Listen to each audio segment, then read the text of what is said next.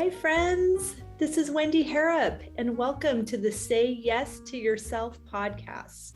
On the Say Yes to Yourself podcast, you'll hear stories from women just like us who are adding the practice of saying yes in their daily lives in big and small ways, and as a result, are experiencing the truth that everybody wins when you say yes to yourself.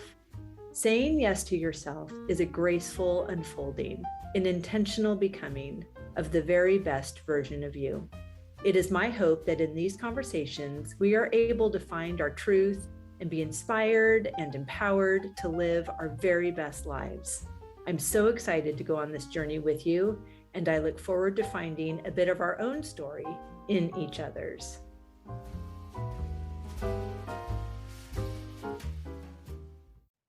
Hey friends, welcome back to the podcast. I'm so happy to have you here. I hope you are having a wonderful start to 2024, that all of your intentions and great ideas and good feelings about the year ahead are still brimming in your heart and in your mind. I know for me, so much joy comes from planning travel. And I know you know that if I'm not in Massachusetts, I am most likely on my way to France. And today's conversation was such a fabulous injection of all that I love about being in France and French culture and the beautiful people that I have met while there, and just in my day-to-day, the people that I'm meeting, that we have so many wonderful things in common. And today's guest, I was introduced to by our friend Bita Hashimpour from Mon Petit Four, and we aired her episode on the podcast during our break in December, and she is a fabulous human. And if you're not following her, please do so. We will link her great stuff again down in the show notes. But she introduced me to this absolutely delightful woman whom you will get to meet today. Valérie Dacheux is an online French teacher, and she grew up in northern France and moved to Southern California about 17 years ago.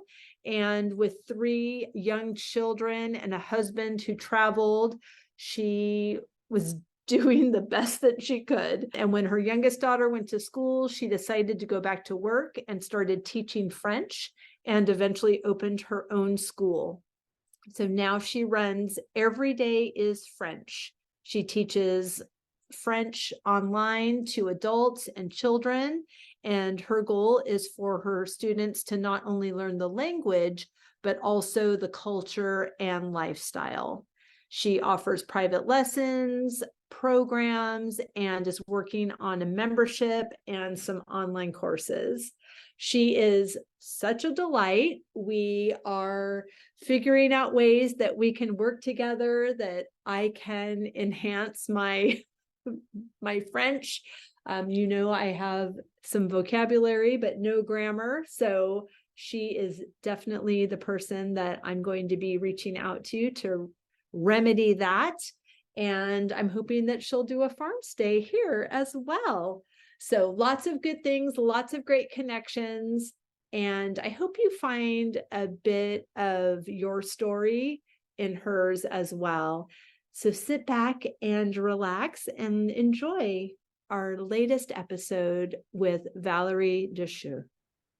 Valérie, I can hardly come up with the right words to say how excited I am to speak with you and to share your beautiful goodness with my listeners. I know that they are really going to love getting to know you better. So thank you for being here. Thank you very much for inviting me. I'm excited. I'm very happy to be here with I'm you. so glad. And I know they are all happy because they recognize a French accent. And We collectively all wish we had one also. I try actually to get rid of it at the beginning. I said, I need to get in. After I realized, oh, everybody love it. So why trying? I love that. And I love that you came to that awareness, because sometimes we can tell ourselves, we can make up a whole story about what other people are thinking and saying as soon as we leave the room, when in actuality, they're not thinking about us or saying anything about us. Especially when you are French, I would say, because French, we criticize ourselves a lot. You have to be perfect or you are not. So like, that's why actually when you go to France, many people that they don't try to speak English, even if they learn, because no, we don't know how to speak English. It's really, so when I came here, I said, oh my gosh, my accent, my this and that. And little by little, I said, oh my gosh, no, just speak, just try, and nobody's going to criticize. Everybody was saying, oh, I'm still so, I mean, if my French was that good at your English and blah, blah, blah, all these comments, and I like, okay. And now when I go to France, I say, don't criticize yourself about speaking English. Just do it. So, Oh, yeah. that's really beautiful information and insight for me now, but beautiful information. So do you feel like the question is, when someone, if I'm in France and I ask very tentatively if someone speaks English, they're not hearing, do you know enough words to help me get where I need to go? They're hearing, are you perfectly fluent in English? Absolutely. That's how we have been raised in France. And it's what I love here. And I love that my kids are raising this way, because in France we have so much fear, so many fears about if we're not perfect. And of course, you're never going to be perfect. You're never. I've been living here for 17 years and I'm still struggling with English, but it's normal. I mean, it's normal. And it's also what I said to my student. I said, just speak, don't worry. That's yeah. So yeah, but so for sure, when you go in France and you ask someone, do you speak English? They're gonna say, oh no, no, no, no, no, no, no, no, no. But they do, because we all learn English at school. So they know, and probably we learn much more English that you here learn French. But everybody here is going to say to me, bonjour, or like they try all the time. And I'm like, I remember when I was in Paris, not this time, but in August, and in the hotel, I could hear there was a lot of American, I believe, and they were all trying all the time, merci, merci beaucoup. And I said, I love that. They're not afraid. Maybe they know 3 words, but they try. So, Yes. Yes. I love that. And I really, I love listening to you speak, because it makes me feel like I'm in France. So this is so beautiful, but it's making me remember, oh, I'm supposed to be asking you questions. But I really do. I love what you are doing, what you have created for yourself. And we'll get into all of that. And I will ask you the question and all of that. But this conversation is bringing something up for me that I'm just wondering how, being a woman raised in France, now in the US, raising children here, and I feel like I did not grow up in France, but I also have this belief that I need to be perfect. And I'm just wondering how you are working through that in your own personal life, and seeing what was culturally modeled for you, and then also your own personal conditioning, and then thrown into not just living in the US, but living in California. yes. And you live in Southern California, is that correct? Correct, yeah. Right, which is a totally different situation. I'm from there as well. That's where I grew up. And it's just different from where I am now on the East Coast. So all of those things, like all of these different worlds colliding. And I like you say that, yeah, because actually so many times I say, oh, it's because I'm French, it's because I'm French.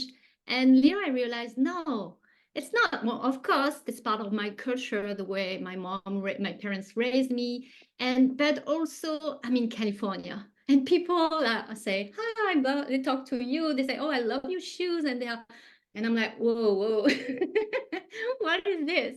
But you're right. I realized it's not only a French thing. It's I'm in California. Of course, there's French. We are very yes. We're not that confident. I think American to me are very confident. Like I see the difference with my children. Actually, I'm learning a lot from my children. When I came here, my daughter was 2 years and a half. My oldest was 14. The second one was 5. And the school in France and the school here is so different. And how you learn how to speak in public. You have those talent show. It's to me it's amazing. I mean, I look at those kids singing, dancing, and we don't do that in France. And there's my children are much more confident compared to me, and they constantly, especially my daughter, telling me, "Mom, stop! You're so French, Mom. Why?" So it's I mean, I feel like I'm the first generation, I would say, here who came here. So I'm learning. I'm not as French as I was, but I'm not American for sure. And when I go back to France, I'm not French. I'm not that French anymore. I'm American a little bit because I learn I'm better about I'm just not bad, but I'm more confident. I would say more confident, less reserved, because like you said, yes, naturally I'm reserved. But I learn a lot here. And yeah, I don't know what I was saying, but yeah, it's no, I understand what you're saying. And I think it's interesting too, the confidence enhances because there's so much less formality in the US compared to France, and then even less formality in California. So my mom grew up in Massachusetts, and then she and my dad moved to California just a few weeks before I was born. And we lived in Orange County. And she tells the story of one of the first outings that she took me to a mall, and it was outside. It wasn't closed in a building, which of course nothing is outside in Massachusetts. And she was walking around pushing the stroller, and she had this darling hat and matching handbag and gloves. And she was walking with her brand new baby, just feeling great to be out of the house and shopping. And this was the late 60s. So women were walking around the mall with no bra, no shoes, just free as a bird, apparently, at this outdoor shopping situation. And she felt so embarrassed and awkward. And as she was walking, she was slipping her fingers out of the gloves and pushing them into the bag, and then putting the handbag inside the stroller. She was trying to fit in. So I can appreciate your culture shock in coming from a place that is more formal, and going to a place like Southern California where it's sunny all the time. So you're right. I mean, it is. And I remember also, I don't know if it's an American thing or not, but like when you go to the doctor, the assistant call you by your first name, and like, hey, Valérie. And I'm like, Valérie?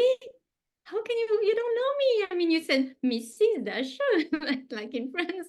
So I'm always, and I'm still, after 17 years, I'm still like, wow, that's just too much. Right? It feels very intimate. But Yes. do you wonder, oh, have I met this person before? Do I know? Am I supposed to? Yes. Yes, that would be very off-putting. How do you feel, or do you have any sense of how French people feel when Americans are in France and they refer to somebody by their first name? They would say those Americans, they are so rude, or they think the world belongs to them. I have to admit, it is. And it's, yes, there's, I mean, many things like that. Yes, you can tell it's American coming, and because it's different. We are different, and we are so reserved, and there's rule. There are, you don't do this, and sometimes, it's, yes. Oh, you can tell right away. And also the way they talk, they are louder, I would say. Yes. More like this. So you don't want the neighbor when you are in a restaurant, you don't want the person next to you to hear the conversation. It's for us, it's kind of respect. When here in California, everybody's loud and you don't hear anything because it's so loud. So it's very different.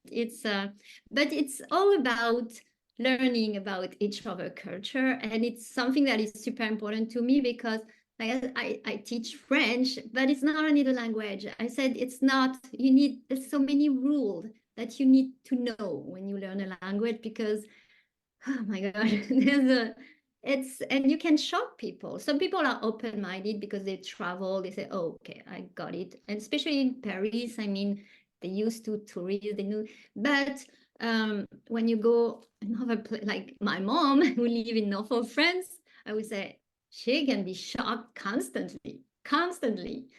So it's important to learn about the culture and where you're gonna live. I know when I came here, I read so many books about actually American moving to France. And because it was the shock, but the other side, but I said, oh yeah, they're surprised that us French, we do that because them, they do that. And so it's helped me so much. And it's really actually something I would, if you want to understand a country, just read those books about people who move to other country and what the feeling, and because there's a lot to learn yeah, it's not only the language.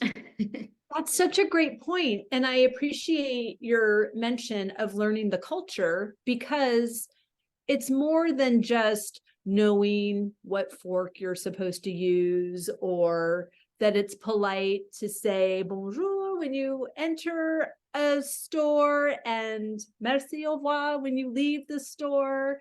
That was the extent of my French, by the way. And but the culture is not only what the rules are, but the reason for the rules. Because as you said, the French may roll their eyes or huff at Americans thinking the world belongs to them, which sounds more like entitlement, when we would say we're just friendly.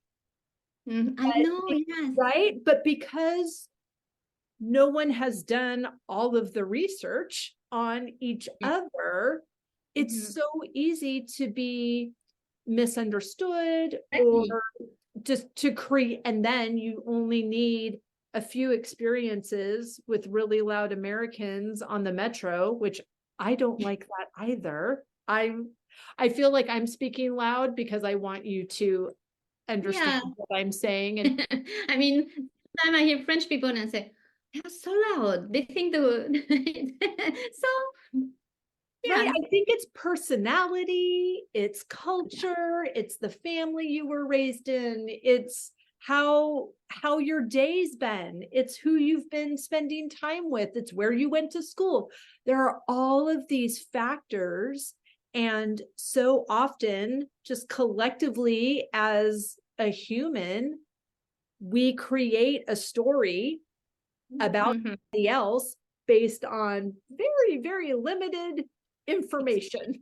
And then we can often categorize an entire nation based on our experience at the airport it's super easy to do that. And if even I would say after 70 years here, sometime I do it, I still do it. And I'm like to catch myself. I said, no, Valérie, don't say French is better, or don't, no, it's different. But it's easy to think, oh, of course, in France it's better. Or in French do that. And I go back to France and I say, no, that's not true. I mean, that's good and bad everywhere. Right. And we can add the disclaimer at the end of that that just says French is better in this situation for me and for my experience. Love that. I prefer how it is in France. And for me and my experience, I prefer this about the US. So there's just, I think, an ownership for what our own experience is, and grace and curiosity with every new experience with another person, instead of taking our preconceived idea or our old narrative and just putting it over all of these brand new situations. Curiosity is super important. I mean, be curious.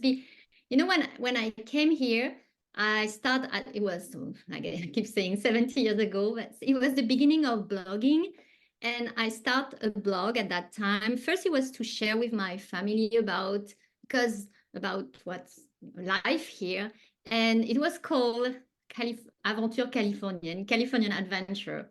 But in this blog, little by little, I was and my kids were going to school here. So every day I was learning something. Every day I was saying, oh my gosh. So not every day, but I was writing about it. And I share in French. It was in French, and and people love it because, oh, really? And it was so interesting. And now when I read it, I don't have this, it's not, how you say that? I'm not naive. I don't want to say naive, but now I'm not that fresh, I would say. So I don't see it anymore like that. But at that time, every day was so interesting. I was like, oh my gosh, I love learning. I'm learning. It's different. It's so different. So it's like you said, curiosity is so important when you go somewhere. Just be open. Right. And have a sense of wonder and delight, and don't expect people to read your mind, and don't expect people to do things the way you're accustomed to it. And all of this that we've talked about so far is easy to put into the container of living or visiting France and living or visiting the US, but really it can translate to all of our experiences. When we go to the grocery store, we should come from a place of curiosity and wonder and have very low expectations. I'm learning that expectations are just resentments waiting to happen. Yeah. Yes. And I want to be really careful. I don't want to be a person that's looking for what's wrong. Exactly. And it's easy to go there. But so you have to, exactly. And especially when you move to another country, it's easy to say, oh, it was better where I was. But it seems to be, but it's not that. I look forward to having that experience. I desire to have property in France. Oh, I do. I love it there so much. And I love it here so much. yeah, exactly. That just means I should have both. Yes, I wish I want that. I would like to have that, because now I feel like I love both. I mean, actually, it's not like I know I've been thinking sometimes, do I want to go back to France? Yes, but I want to be here too, because I love those things here, and I love those things there. So it's to have both worlds. It's exactly. And I think that the fact that we want that is because we're supposed to have that. That is, if these dreams are in us, these dreams are for us, because there are lots of places to live. I desire to have property in Massachusetts and in France.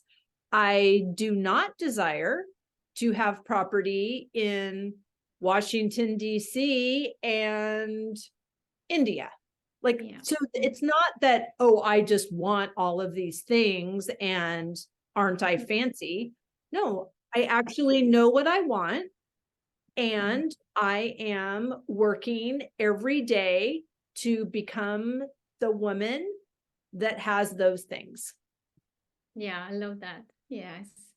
Actually, it's true. I love the place where you are living. I'm like, oh, I saw the picture and I say, oh, I need to visit. I know, I feel like it's maybe a place I like because, like, I mean, time after time, I feel like I need more countryside to go back to the nature, my kids are now older and I think I'm a nature person and I need much more. And when I'm watching you and like, oh my God, maybe it's a place I would like. Maybe I need to. And you need to come visit because you need to experience it so that you know Exactly. that's a yes or maybe not that.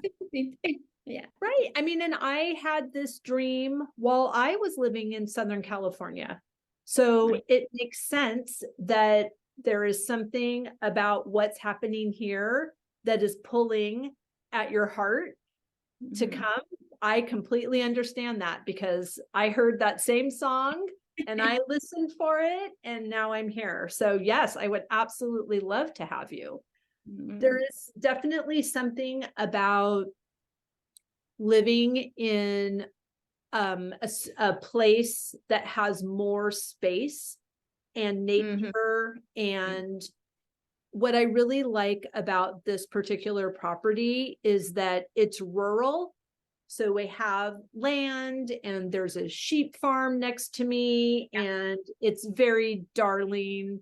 There's one traffic light in the whole town. Yeah. One. Got it. Yeah. So that's really cute. And the people at the post office know me and I love that. And there's a coffee shop and a candle store and like a dry cleaner. There's not a lot of retail. So I love that it's darling like that, but it is not remote. I'm 1 mile off of the highway, which you would say freeway, off the freeway in California. And so it's very easy to get to. But once you are here, you feel like you've been transported to and really another place and time, which I love that. I get that feeling every time I pull in the driveway. I cannot believe that I live here. It's so beautiful. Wow. I can't wait to visit you. I can't wait because I love to share it also. Yes. I've been really aware recently, people that come here, when they get out of their car, they tell me, like, I feel like I'm going to start crying. This is so beautiful. It's like an exhale to be here. And that's exactly what I want. That's exactly what I experience when I come here every day.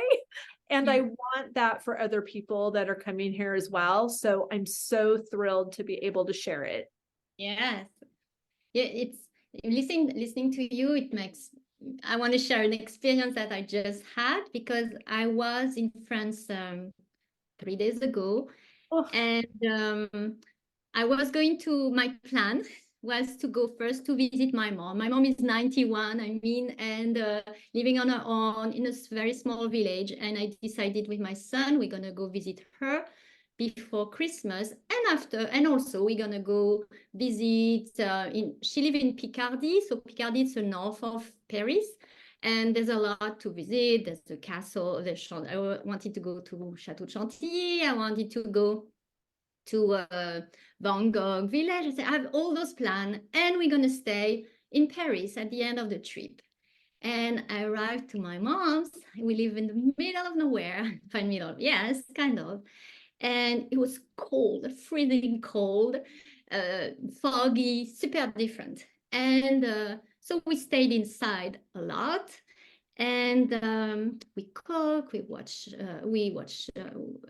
pictures. And I was doing all the grocery shopping for my mom, same as your village. It's like there's a bakery, butchery, and there's a little shop and the pharmacy. So I was going all those places, and I was talking with everybody. Everybody was talking to each other. It was simple. It was so simple.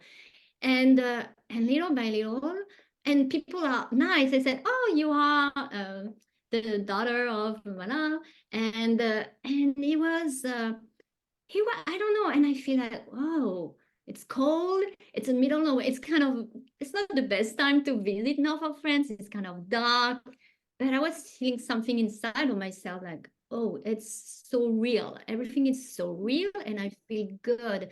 And my mom said, oh, you boiled, because my mom just had COVID, so she could not go outside. So she said, usually we go to restaurant, we do a lot of things. We did not. And I said, Mom, we're fine. And my son is 23, and he said, Grandma, we're so happy. Because it's so different from the life we had in California. And we feel good. We feel so good. And they was going without not doing a lot, just sitting, drinking a cup of tea or just talking. And I said, we're not going to go to Paris. We're not going to do all those things. I don't want. We have love so happy. that. I don't want to go I love Paris, and Paris in Christmas is wonderful, but that's not what I need right now. It's to be back, to be with my mom, to feel actually. Also, I realized in small village, how people are connected to each other and help each other. So many women actually were coming, visiting my mom, helping my mom, living on her own. And I'm like, oh my gosh, it's refreshing. I love that, because I lost that here. I Right. lost that because I know my neighbors, I know, but we don't really care of each other. We don't, and maybe it's my age, I don't know, but I need that. That's what nurture me now. So I was on the phone with my mom this morning, and I said, Mom, it was wonderful. It helped me so much, and my son too. It was great. I don't know how to say that, but it just like I came back to myself. Oh, that's so beautiful. And I love that you had that experience. Obviously, I believe in God, and I believe that all of these things are happening for us at exactly the right time. And I love that you had that experience at a time where you are getting ready to make some decisions, and you are having the time and the space to think about, what do I want? And what do I really want? And what does that look like? And what does that feel like? Because I think we can say, I can say, I want to have property in France. Well, okay, why? Which anyone that asks why, I say, go. You don't understand. That is not, you don't ever have to ask why France. But it allows me just to go down a level, go a little deeper. What is it that I want, that the idea of property in France gives me? So I can say, oh, I love that it's beautiful. I love a culture that is centric on food and seasonally appropriate food, and celebrating the beauty of architecture and artisans and the craftsmanship of everything that you see. And even this idea that we talked about earlier of perfectionism is actually, it plays out in the craft that each French person does. They believe that they make the best wine in all of France and the best food in all of France. And every boulangerie believes that their baguette traditionnelle is the best in all of France. And I don't want to taste the wine from the guy that thinks he's the third best. No, thank you. I want the person. There's so much passion and ownership around that. So there's intention, there's care, there's, you know, my mom was right. There's no word. But you know, my mom didn't have time. Usually she liked to cook. She cooked all the time. She cooks what I love, what I miss. And she was not feeling that good. But she, of course she said, well, I'm going to cook a little thing. But it was simple dishes, but with a heart. And it was so good. And I'm like, oh, Mom. She said, it's nothing. It's just, Mom. And so since I'm back, I say, okay, I need to go back to those recipes. I need to, Mom, how did you make this? It's easy. You just put a little bit of butter, a little bit of onions, blah, blah, and wine. But it's real. It's real. And it's like magic. And when I did actually yesterday, I cooked, it was just veal that she made with carrots, a little thing, a little, I don't know, I forgot how we call it. And I said, oh my gosh, it smells like at mom's. Because I put something that was from France that I don't know. There was the intention. Yes. That exactly. And I said, it's not the ingredient, but it's also, okay, I put the love of my mom, the way everything I had there. So I love that. And I understand the experience in, especially where you are, because it's experiences that I had as well growing up there, that there is a disconnect. There's not that same cohesion to what we're doing, why we're doing it. There's such what you experienced with your mom in just enjoying the time and being in those moments that were actually hours long compared to the rush of always asking, how is it already Friday? Where did the time go? Yeah, you don't really cook here. You can order. It's so easy to order food all the time because, oh, we can order food. Oh, I mean, right? No, because you can order the best food, but it's miss something that when you're gonna have, oh my gosh. And so it's good that I think France still give that to us. When you go to France, you feel, oh, or maybe over like where you live actually, but places where you kind of slow down and just, it's simple. It doesn't have to be nothing has to be complicated. It's right. Simple. This kind of happiness is simple, but it's hard to see it with the world, with what's going on. I mean, it's hard. You forget it, and that's why I love be able to go back as often as I can in France. And each time I come back with ideas, I'm inspired. I say, oh, I'm going to do that, and I write. Oh, and it's I love that, and I'm going to do it here in the USA, California. So I'm going to make different way, but I'm going to keep a little bit of France with me and this feeling. So. Yeah, you're lucky if you live in both places. Yes. Oh my goodness. Okay, so I'm going to ask you the question that I usually start these conversations with, but you've answered it in so many ways, but I would love to know, how are you saying yes to yourself in this season?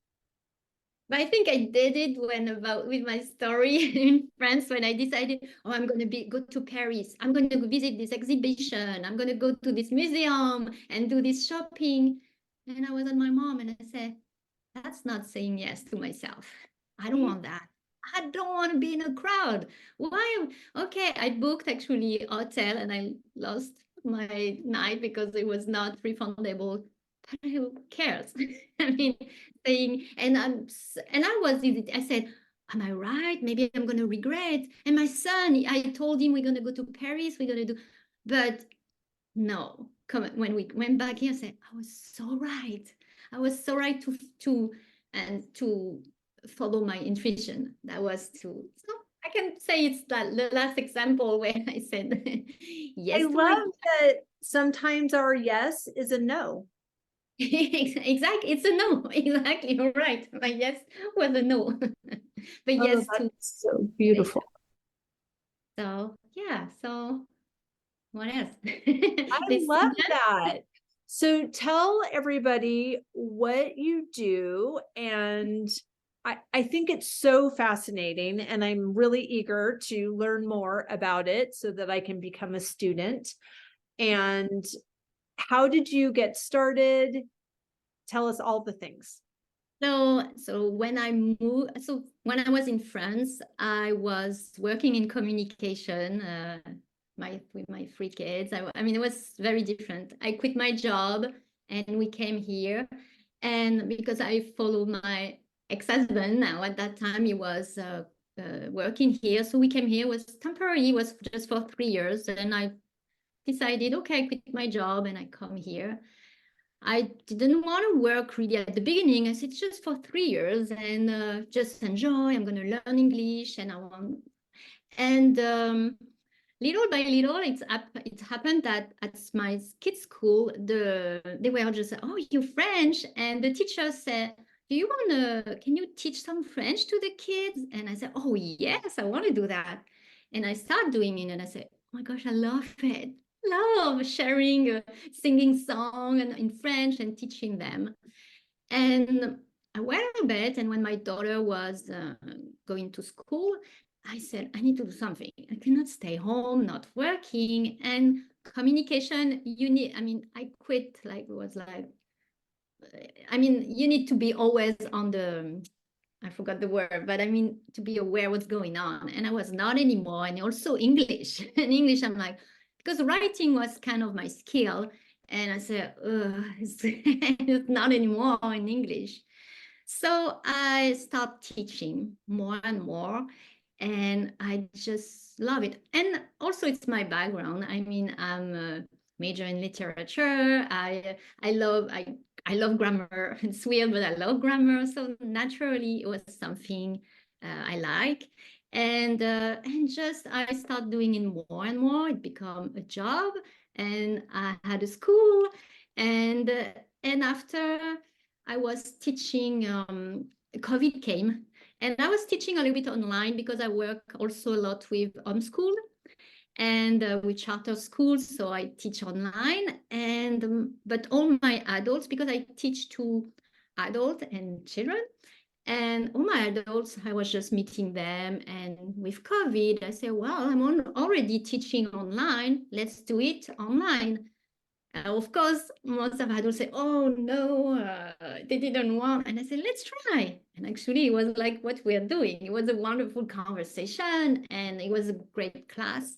And I just, so it became, I was just teaching online. And so that's what I've been doing. So I teach all level, all ages, like little one, 3 years old to, I don't know, any age, because you can start learning French anytime. There's no time, there's no pace. You take your time.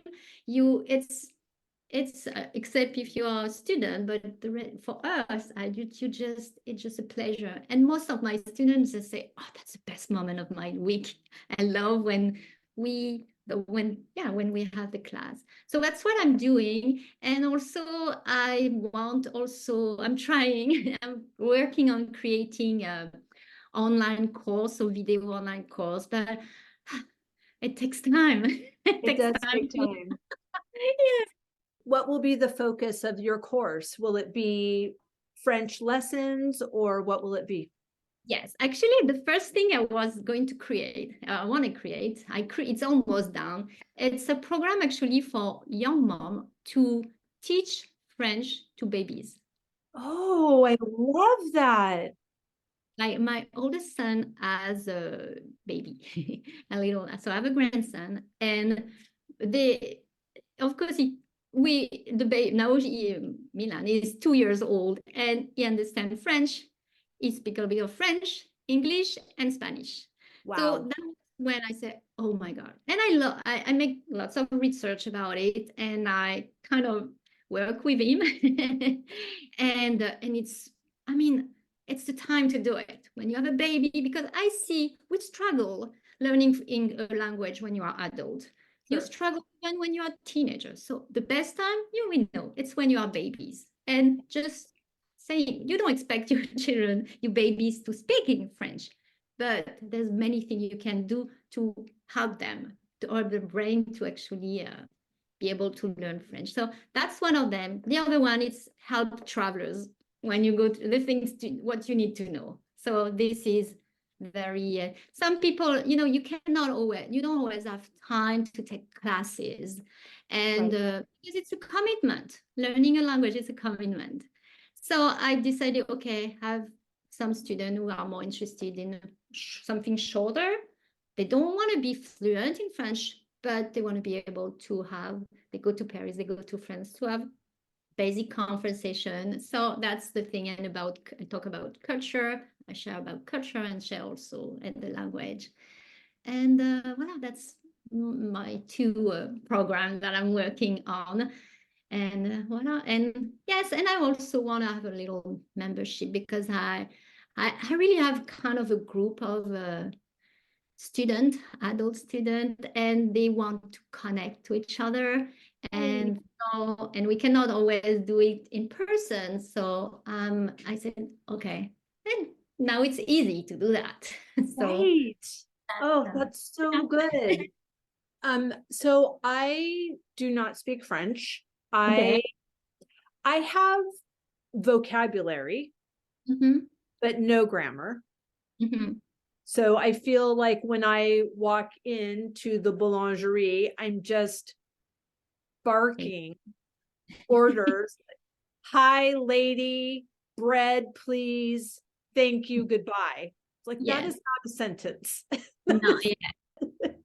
And I'm sure I'm doing, the best I can with the Yeah, tools I have. you do. But yeah, like you said, grammar is super important. So It, because yeah, otherwise it sounds very demanding. it is, and you limited. You cannot. You want to communicate. You want Yes, to, and if you just, because if she says something to me, it's never going to be the thing. Also, you heard maybe ça va. There's so many ways to say how are you. So you need you need to understand, to know, and also to understand the language structure. I think it's interesting. It's interesting, and also learning another language also help you to understand better your own language. certainly. Oh yeah, like many students, my students say, oh yeah, now I understand why in English we say that, or why. Right? So Right. And it, I don't say va. I don't ask how you are because I won't know what you're telling me when you answer my question. So I desire to learn more from a very good. conversational. I feel like contextually I can figure things out. I can in conversation listening to French people speak well, listen to an American speak French to a French person. I can And follow this, it a little bit better. But have you noticed with your students if there's a learning curve? Like when does it kind of hit a mark, a turning point where it gets okay, if you can stick with it until week 97, that you'll be in it. Kind of like if you're a runner, that first mile or two yeah. is your So the effort, beginning, but then you kind of drop in and you yeah. can go. So is there an experience like I, that? if we talk about time, I mean, if you take like a regular lesson you have a class with a teacher. I mean, you need at least a year to understand the grammar, how it works. So after you start, you're gonna build sentences and you're gonna understand. And after you're just going to improve. But the first year is not easy. The first month, you just, okay, first lesson is easy. It's easy. And so you learn sentences. Okay, that's it. But after when we start learning the grammar, it takes time, but you build it little by little, you build it, and suddenly you say, oh, wow, I understand that. Or I can say this. So you have to be very humble and very patient. You can't learn French in 3 months. Not being fluent, but you need to give you time. You need to except if you kids are a little bit different.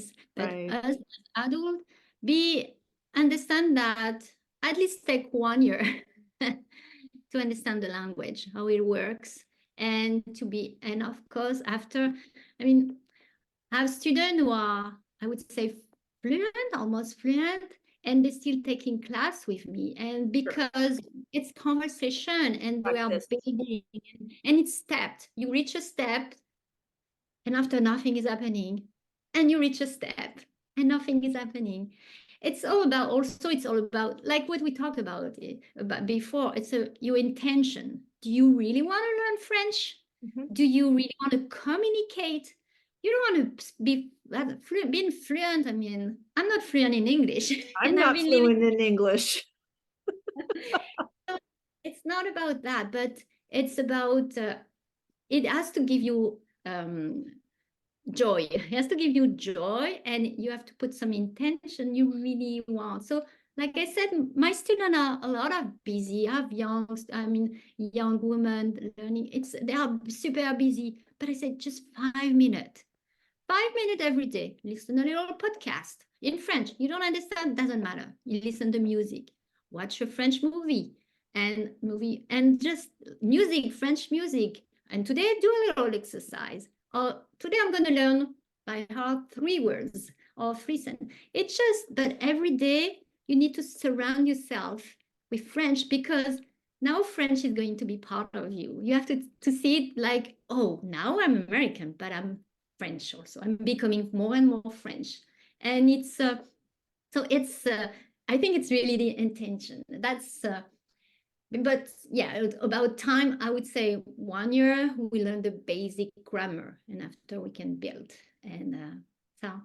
I appreciate that. It's good to know. And I follow you on Instagram, and when you suggested to take the phrases that you use many times during the day and learn them in French, like where are my keys and what time is it? Or, I thought that was such a great reminder, because we are always, I'm saying the same thing. It has to be useful. You learn a language, and it's not, you just learn grammar. Okay, what's the point? Right. Or you learn vocabulary that you're not going to use. Exactly. Like that boy is swimming. Okay. Yeah. I'm never going to use that sentence. So exactly. So it's that's how, I love that. Well, I'm excited to learn more, but tell everybody how they can find you, how they can follow you, how they can become a student. Yeah. So I'm my Instagram. It's where maybe I'm not always on it, but yes, you can see my Instagram. So every day is French. So every day can be French, even in the USA, wherever you are, every day can be French. So it's every day in French. I have a website, same, everydaysfrench.com. And you can DM me, you can message me, you can, and I can, like I said, I'm super flexible. So usually we just talk and see, what do you need? What is your goal? And also everybody's different learner. So I adapt my way of teaching according to my student. Not everybody learn the same way. So it's, so just contact me and we try, and you see if you like it, and voila. Oh, I love it. Thank you so much for your time, Valérie. This has been so delightful, and I'm looking forward to continuing our conversation as well. Thank you so much. Au revoir. Au revoir.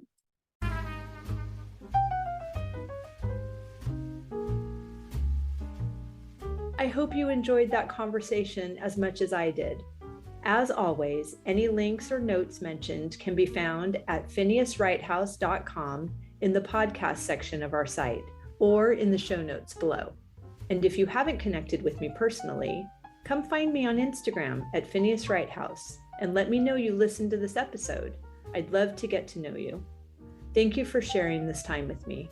I know your days are full, and I'm really grateful that you chose to spend some of your precious time right here.